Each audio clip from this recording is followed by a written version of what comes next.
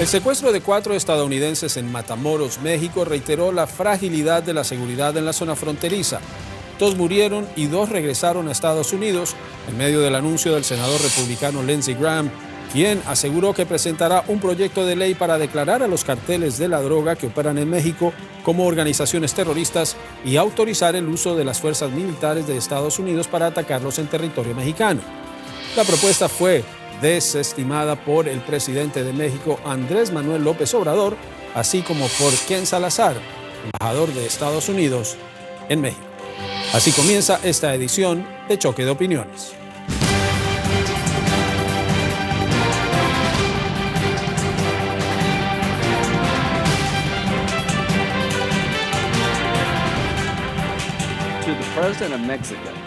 Para el presidente de México, usted ha dejado que su país caiga en manos de narcoterroristas. Su capacidad y su determinación no existen para detener lo que yo considero es veneno para Estados Unidos. Usted nos está dejando sin más opciones. Esto ha estado sucediendo ¿por cuánto tiempo? John, hemos estado hablando de esto por lo menos durante una década. Pero ellos saben que esto cambia el juego. El presidente de México sabe que esto es una arma de destrucción masiva desatada en Estados Unidos desde su país. Esto viene de su país. Usted está permitiendo un refugio seguro para estos grupos que operan con impunidad. Pues lo que usted hace no está funcionando. Su país está siendo usado por narcoterroristas para envenenar a Estados Unidos. Le pedimos que nos ayude. Lo mejor que podría pasar es que trabajemos juntos, pero le diré al presidente de México que lo que está haciendo no está funcionando. El senador Lindsey Graham, con su propuesta que equiparó al Plan Colombia, una estrategia del gobierno Clinton en Colombia, y dijo que había sido un éxito, dijo que este sería el Plan México, pero tiene un componente distinto y es, pediría él, dice, no solo que declaren como terroristas a los carteles de la droga, sino que autoricen a las fuerzas militares de Estados Unidos operar en territorio mexicano, y decía Graham, con o sin permiso. Este es el tema de esta semana. Gracias por acompañarnos. Voy a presentar a nuestros invitados aquí en Washington. Me acompañan Joseph Umire, es el director ejecutivo de un Centro para una Sociedad Libre y Segura, experto en seguridad. También está Pancho Quini, coronel retirado del Ejército de Estados Unidos y estratega militar. También larga experiencia en la lucha antidrogas en Estados Unidos. Jairo Valencia, analista. Y desde México nos acompaña Raquel López Portillo, ella es analista, estratega. ¿Qué tanta posibilidad tiene una propuesta como la del senador Lindsey Graham? ¿O esto es retórica para el debate político? Porque hasta ahora declarar organización terrorista es competencia de los departamentos de Estado, del Tesoro y de Justicia. Yo creo que esto es más una idea política que no tiene una gran posibilidad de realizarse en algo muy significativo. Joseph, ¿cómo es este tipo de retórica que sale del Congreso de Estados Unidos? Juan Carlos, siempre hay un costo-beneficio a toda política pública que se presenta y yo creo que hay que entender cuál es el propósito real, no la retórica y la propaganda.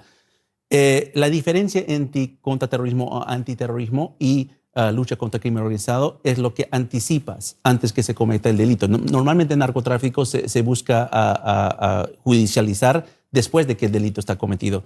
Y esto lo que haría, la gran diferencia es de criminaliza a las personas que son miembros integrantes de un cartel de drogas. Ahora, puedes discutir si eso merece esa política pública ser implementada, pero eso es la gran diferencia de hacer esta designación. Ahora, lo que yo creo que los políticos, especialmente los que han presentado estas ideas, no están calculando es los efectos secundarios, ¿no? Cómo va a impactar la migración, cómo va a impactar la relación con México, todos los efectos secundarios que puede ser más costoso del beneficio que puede recibir. Joseph, y es un factor, hablabas del tema del análisis del antiterrorismo, del contraterrorismo. Estos son 2 economías que están ligadas y en donde estas organizaciones delictivas operan dentro de ese flujo, porque algunos legisladores dicen es que los migrantes traen las drogas. No, esto viene por los puertos de entrada de una cadena de distribución que está muy bien aceitada. No, y creo que ese es un punto muy importante, porque en cualquier sociedad siempre existe por lo menos 3 economías paralelas: la economía formal, la economía informal y después a su más extremo la economía ilícita. Y siempre el juego es poner los incentivos en la economía formal y desincentivar la economía informal y obviamente la economía ilícita. Eso en México no está pasando. Y eso creo que es alrededor de lo que está pasando. El gobierno del presidente López Obrador no ha podido desincentivar este mercado. Y puedes decir el consumo, hay muchos factores. Y yo creo que lo que están impulsando a estos congresistas, más allá de lo que es cocaína y el consumo, es el fentanila. Porque el fentanila es un tema que supera el consumo, porque no simplemente es adicción y cosas así. A veces el potencia de fentanila puede matar a una persona por la primera vez que lo consume.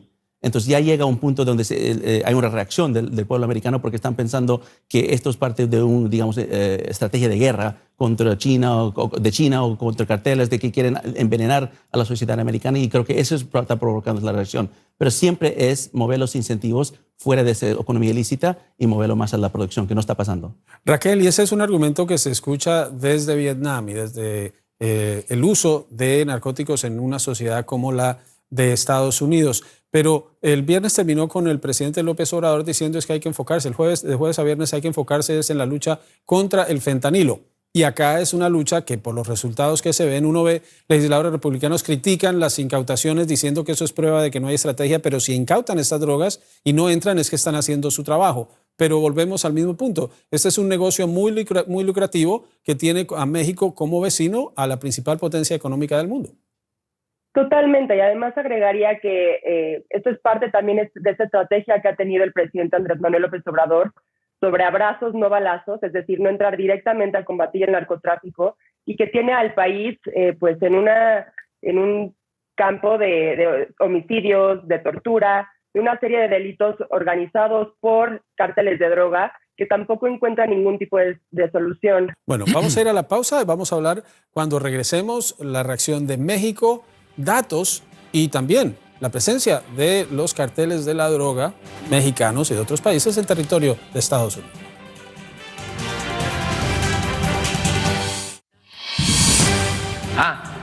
Si no hay un acuerdo de que intervengamos nosotros, ellos, ¿no? Aquí, en nuestro territorio, como lo hacían antes. Si no, entonces vamos a presentar una iniciativa para que las Fuerzas Armadas de Estados Unidos puedan introducirse en territorio mexicano. ¿Qué le pasa?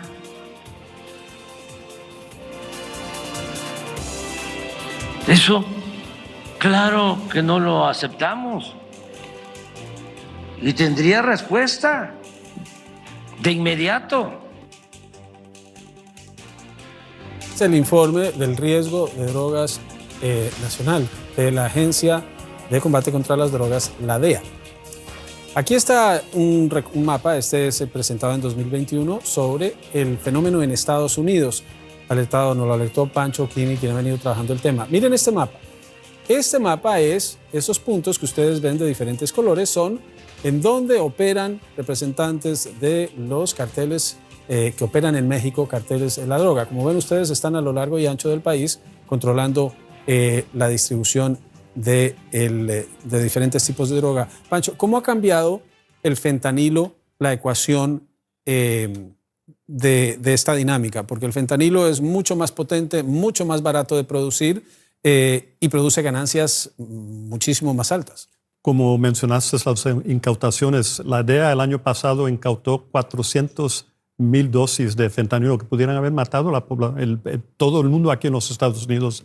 No creo que lo ha cambiado mucho, porque lo que ha cambiado es lo que están produciendo y trayendo a los Estados Unidos y entonces distribuyendo dentro de los Estados Unidos. Era cocaína, metafetamina, ahora fentanilo también, todo lo traen todo. Pero yo lo que sugeriría al senador Graham es que tenemos que atacar los carteles aquí también en los Estados Unidos, que son organizaciones domésticas que actúan en contra de los intereses y de la salud y el bienestar del pueblo americano, y están en todas las ciudades aquí en los Estados Unidos. Es muy fácil decir, vamos allá, vamos a atacar los laboratorios en México, pero tenemos que enfrentar que este es un problema internacional que compartimos con México, con los países productores, y no creo que tendremos mucha cooperación de China para controlar los químicos precursores. Y aquí, Joseph, parte de la narrativa es que esto es un problema que le llega a Estados Unidos desde afuera, pero como decía Pancho, estos carteles están aquí. operan. Hay estructuras locales. Hay la institución, el manejo de dinero. Está el tema de la venta de armas, que hay más armerías a lo largo de la frontera proporcionalmente que en el resto del país. Esta es una industria que mueve mucho dinero. Este discurso de Graham parecería ser más para mover a su público que para generar política para combatir este flagelo. Sí, bueno, puede ser, pero ese mapa que acaban de mostrar realmente da un argumento más para designarlo como grupos terroristas. No diciendo que yo estoy a favor de esto, pero te da un argumento. ¿Por qué? Porque si hay tantos integrantes de estos carteles en terreno de Estados Unidos, la designación como grupo terrorista te da más habilidad de judicializar casos, porque ya no tienes que comprobar que están haciendo una actividad ilícita, solo tienes que comprobar que son miembros de integrante de este cartel. Y eso es para un fiscal o para una policía, es mucho más fácil que hacer que buscar la actividad y comprobar que fue esa persona. Ahora, yo creo que la otra parte de esta moneda, y creo que no se ha tocado hasta el momento, es la frontera sur. Porque eso yo creo que es el epicentro de todos los problemas, porque hemos tenido problemas de narcotráfico por mucho tiempo. Tenemos un problema en Estados Unidos de consumo. Todo esto es parte de una lucha que prácticamente nunca termina. Sin embargo, con las cifras que tenemos de migración ilegal que está pasando en la frontera sur, todo esto se va a agravar, todo esto se va a poner peor. Y claro, se están incautando. Yo creo que la DEA y todas las agencias están haciendo su trabajo, pero con los números que estamos viendo de 2.7 millones de encuentros en la frontera sur, la capacidad de las agencias están agotadas. Y ahí es donde van a entrar más drogas y más problemas. Pero fíjate, yo creo que están atacando el punto donde no es. Vuelvo y nos centramos en el problema del consumo de este país, que mientras siga habiendo consumo y esa demanda de consumidores, siempre va a existir una oferta. Y si el consumo se considera ilegal, obviamente la oferta va a incrementar sus precios y sus ganancias. Hay un problema fundamental aquí en este país y es la doble moral con que se mira un problema y siempre tratar de creer que el problema está por fuera de Estados Unidos. No, el problema lo tenemos aquí, en las calles de, uno ve inclusive cuando camina las calles de Baltimore, las calles de Pensilvania, aquí en Washington, D.C., por cualquier ciudad, es el problema del consumo que no tiene ni siquiera programas reales para evitarlo, para educar a la juventud. Y el otro problema que yo lo veo, perdón que lo terminó, es el problema de este tipo de drogas. El fentanilo es una droga legal, usada médicamente y producida en Estados Unidos, que se empieza a usar desde los años 70. El problema de ese tipo de opioides es que hay uno que es legal, controlado, supuestamente, porque también se filtra y se vende. Y el otro es el ilegal ya producido, pero esencialmente es el mismo. Entonces la producción de la droga también está aquí. Lo de los carteles también está aquí. Uno nunca ve noticias grandes en este país de haber detenido, confiscado o desestructurado una banda criminal de estas de distribución de drogas. Siempre nos mandan el problema hacia la frontera sur desde Perú, Colombia, sobre todo Colombia y ahora México. Ese es otro problema diferente que necesita un abordaje diferente de políticas antidroga que tienen que contar primero con el conocimiento de las causas y no dejarnos con este tipo de discursos que son electoreros como el senador Graham e inclusive la misma respuesta de López Obrador cae en la trampa de entrar en el discurso electorero también y no ver las causas que lo originan. Okay, una cosa, porque sí de acuerdo que hay un mitad que hay que luchar contra el consumo, eso absolutamente todos estamos de acuerdo, pero sí el fentanilo está viniendo del exterior. Y yo creo que parte de estas propuestas están tratando de buscar soluciones donde pueden desenlazar los carteles mexicanos con los mafia china, que está trayendo los químicos precursores para construir estos laboratorios de fentanilo en México. Y creo que la conversación sobre fentanilo también supera ahora a la conversación sobre cocaína. Sí. Porque como bien dijiste, es algo legal que hoy en día se está mezclando con todo tipo de estupefacientes, con cocaína, con heroína. Y lo que pasa es que la primera vez que alguien consume cocaína, por decir, ya no se vuelve adicto, muere. Y eso ya es diferente, eso es completamente diferente de solamente la discusión que hemos tenido sobre consumo, que el consumo es un problema de adicción.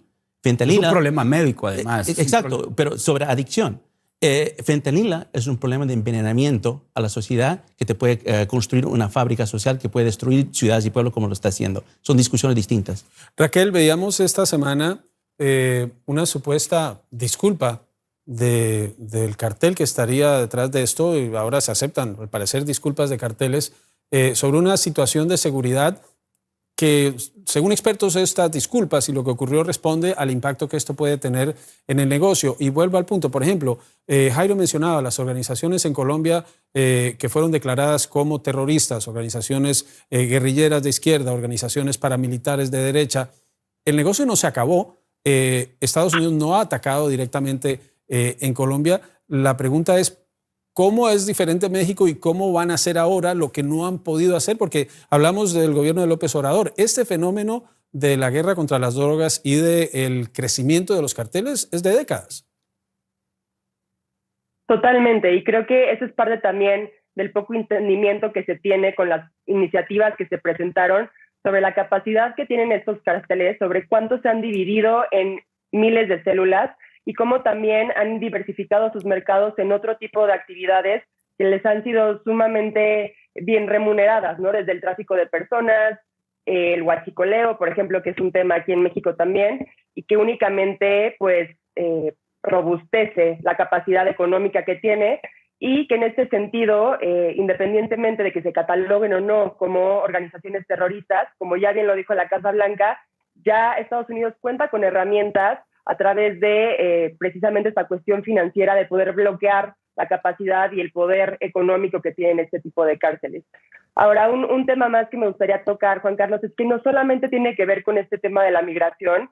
Generalmente se tiene esta percepción, ¿no?, de que son los migrantes que llegan a Estados Unidos de manera irregular los encargados de este tipo de cosas, pero precisamente recientemente una investigación periodística destacó que mucho del tráfico de fentanilo desde México a Estados Unidos se da también por personas estadounidenses, sobre todo porque se tiene muy poco control en migración y, pues como decía, en comparación con, no sé, por ejemplo, la cocaína u otro tipo de drogas, con una simple mochila de fentanilo, pues se puede morir una cantidad inimaginable de personas.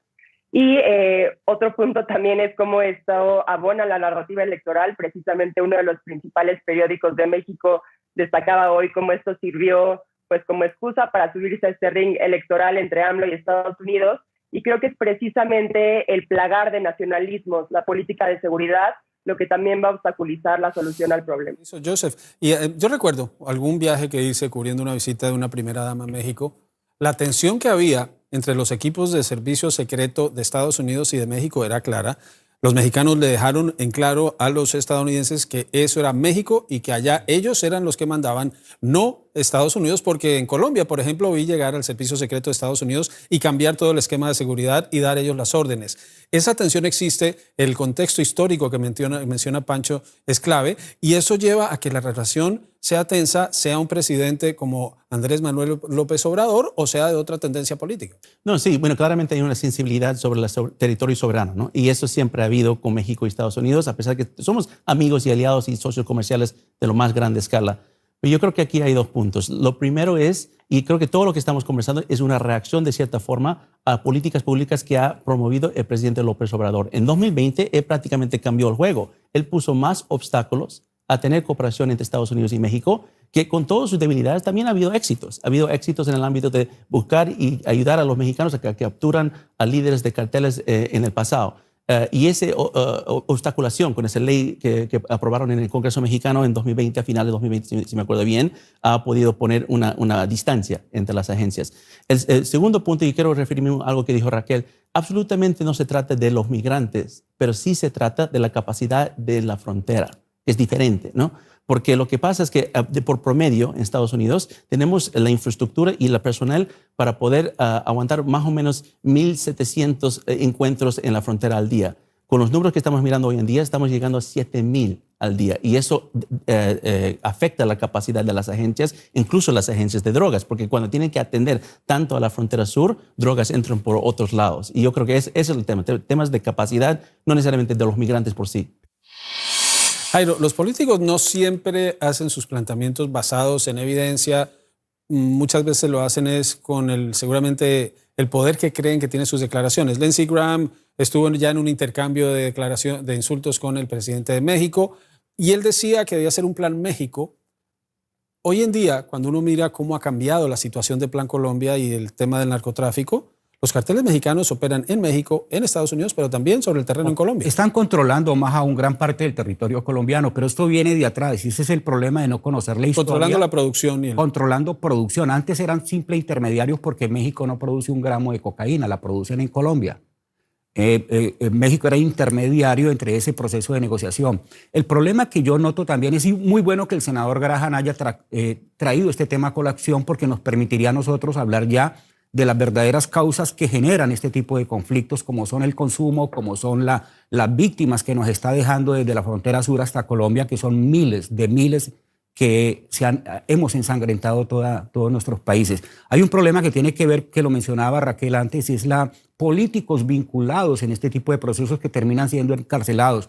En algún momento me atreví a decir de que no era el narcotráfico los que habían infiltrado el sistema de la casta política, sino que era al contrario, políticos corruptos que habían infiltrado el narcotráfico y se benefician de ellos. Sucedió en Colombia. Mire, aquí hemos tenido extraditados de Colombia hacia Estados Unidos, generales, militares, inclusive jefes de seguridad de Palacio de Nariño extraditados aquí, como le sucedió al jefe de seguridad del señor Uribe. Aquí estuvo extraditado. El líder de programas antidrogas también extraditados. O sea, eso nos sucedió a Colombia y parece que lo estuviéramos repitiendo en México, o no hubiera aprendido México de la historia de Colombia con el tema de la corrupción, que eso imposibilita cualquier tipo de lucha contra las drogas, porque, por ejemplo, en el sur de Colombia se iba a hacer un allanamiento de un laboratorio y ya en el laboratorio sabían que los iban a allanar. ¿Quién filtró la información? Estaban completamente infiltrados instituciones del Estado, instituciones del gobierno, instituciones del orden público, locales. Entonces, el tema del narcotráfico es gigante. Y entonces, si vamos a enfocar la lucha, tiene que ir dirigido también, no solamente sobre el consumo, la prevención, sino también dónde está centrado el problema. Joseph, hay una realidad, los carteles mexicanos operan en casi todas las esferas de la organización criminal en el mundo. Sí, bueno, a lo que estaba diciendo Jairo, esto en doctrina de defensa se llama convergencia. Y hay convergencia entre varias diferentes actividades ilícitas. Históricamente ha sido entre terrorismo y crimen organizado transnacional, carteles, pero también hay un tercer círculo en esa convergencia, que son gobiernos, estados. Y cuando el Estado se mete en este negocio de crimen organizado, como dijo Jairo, infiltrando prácticamente el narcotráfico, eso empodera a ciertos estados criminalizados. Y hoy en día, el más grande estado criminalizado es Venezuela. Venezuela está completamente, el órgano de las instituciones del Estado, la aerolínea, la migración, todos los aparatos de seguridad que está diseñado para luchar contra estas actividades, está uniéndose con esas actividades. Y eso es la preocupación que tenemos en Colombia. No, ya en Colombia lo tuvo. Es que no puedes poner a Venezuela como un ejemplo cuando no es el ejemplo ahorita. Venezuela tiene el problema secundado por el problema colombiano. Sí. Pero el problema estaba en Colombia inicialmente, es que estaba intronizado en las estructuras del poder público y privado de Colombia. Es que era la preocupación la iglesia, es cuando, el deporte. Pues a destacar, Pancho trabajó con el general Barry McCaffrey, el zar antidrogas, que era una figura importante en Colombia por el trabajo de esa estrategia. Y vuelvo al punto, lo que ustedes veían entonces, a lo que ves ahora, la estrategia no funcionó, el negocio se salió de cauce, o simplemente es una dinámica propia de una actividad. Yo creo una gran diferencia es que los carteles no son una amenaza al gobierno nacional como lo eran hace casi 30 años, con los carteles de Cali y de Medellín. Ahora hay muchos más carteles, ese es el problema. En México hay 5 o 6 grandes carteles, pero algunos dicen que hay más de 150, hasta 1000 he oído. No puedes eliminar el problema atacando un cartel, solamente un cartel. Pero el problema de Venezuela es grave también. Pienso en los sobrinos de la primera combatiente. El problema es que los cogieron en Haití con la droga y tratando de venderlo, y entonces los soltaron con intercambio de prisioneros. Pero es bien serio la situación en Venezuela. Bueno, vamos con las conclusiones de nuestros invitados. Voy a comenzar con Joseph Umire. Bueno, yo creo que una cosa, Juan Carlos, que no hemos hablado hasta el momento y que tal vez sería por otro programa, pero es el aspecto extrarregional de todo lo que está pasando con fentanilo, que es China.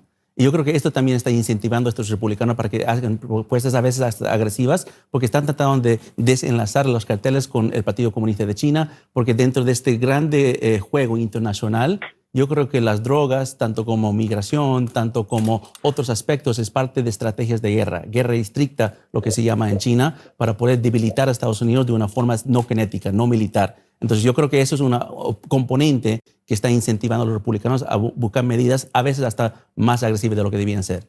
Y es interesante lo que mencionas, Joseph, porque el gobierno chino rechazó esta semana esa versión sobre su intención de hacerlo en Estados Unidos, pero la realidad es que ese es uno de los pocos temas en el Congreso que se está manejando a nivel bipartidista en Cámara y Senado, en que demócratas y republicanos están trabajando como prioridad. Sí. No, bueno, así es, y un punto final en eso, lo que estaba diciendo Raquel, el enlace entre los carteles mexicanos y el gobierno de China es el sistema bancario chino, porque es un estado totalitario que controla todo. Entonces la mafia china usa el sistema bancario de China para poder mover el dinero que están usando para mover los precursores químicos que mandan a México. Y yo creo que ahí es donde hay que enfocar, porque eso tal vez es el centro de gravedad de este problema.